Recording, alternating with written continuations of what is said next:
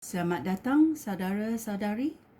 Hari ini kita mau mendengar Efesus babak ke-5, iaitu hidup dalam cahaya. Kita mesti tahu siapa cahaya itu. Cahaya itu adalah Yesus Kristus. Mari kita bermula.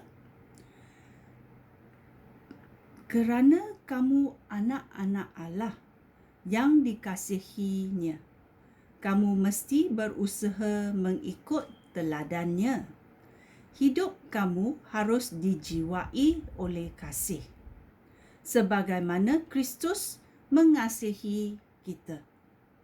Dia mengorbankan nyawanya bagi kita sebagai suatu persembahan yang harum dan korban yang menyenangkan hati Allah. Kerana kamu umat Allah, tidak sepatutnya perbuatan yang cabul atau tidak senonoh ataupun ketamakan berlaku antara kamu, supaya orang tidak mempunyai alasan untuk mengumpat kamu. Kamu juga tidak patut mengenakan kata-kata lucah, cabul atau tidak senonoh. Sebaliknya, kamu harus bersyukur kepada Allah. Kamu tentu tahu bahawa orang yang melakukan perbuatan cabul atau tidak senonoh ataupun yang tamak kerana ketamakan seperti penyembahan berhala, tidak akan menikmati pemerintahan Kristus dan Allah. Janganlah biarkan sesiapa pun menipu kamu dengan kata-kata dusta, kerana hal-hal inilah yang menimbulkan kemurkaan Allah terhadap mereka yang tidak taat kepadanya. Oleh itu, janganlah sekali-sekali berhubungan dengan orang semacam itu. Dahulu, kamu hidup dalam kegelapan. Tetapi sekarang, kamu telah menjadi umat Tuhan. Maka, kamu hidup dalam cahaya. Itulah sebabnya kamu mesti hidup seperti orang yang hidup dalam cahaya.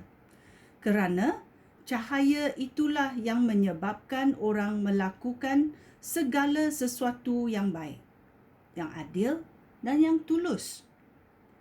Berusahalah untuk melakukan apa yang menyenangkan hati Tuhan. Janganlah lakukan perbuatan tidak berguna yang biasa dilakukan oleh orang yang hidup dalam kegelapan. Sebaliknya, kamu harus mendedahkan perkara-perkara itu.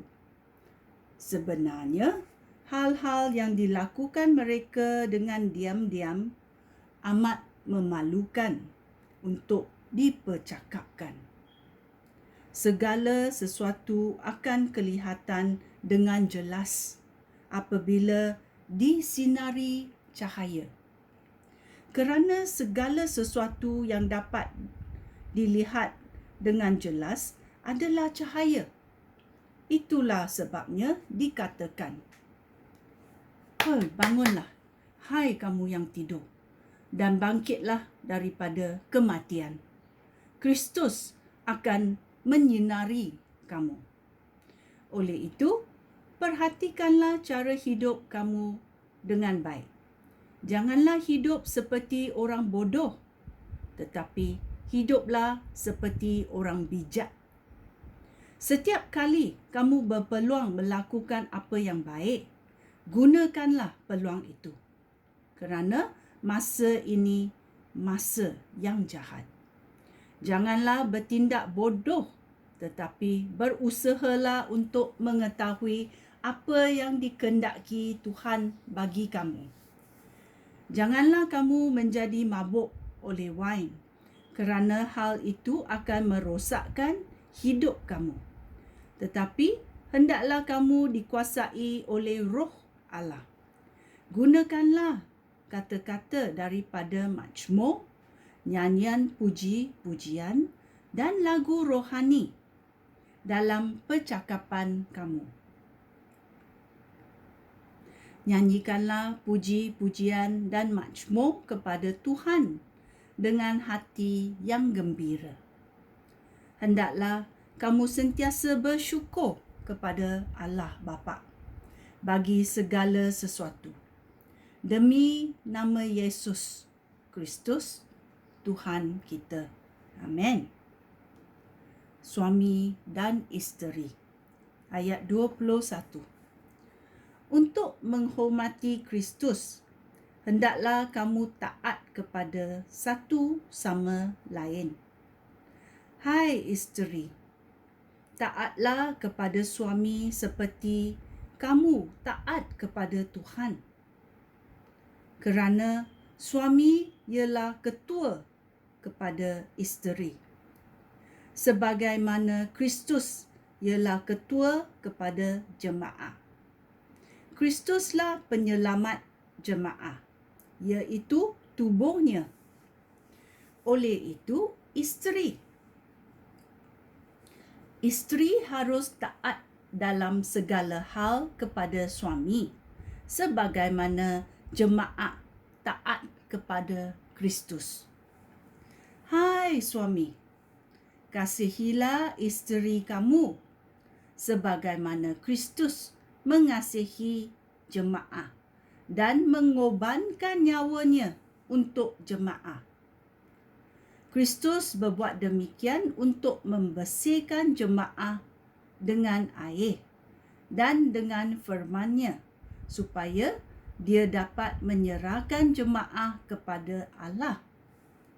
Dengan demikian, Kristus memiliki jemaah yang penuh dengan kecemerlangan, yang murni dan yang tidak bercacat cela sedikit pun.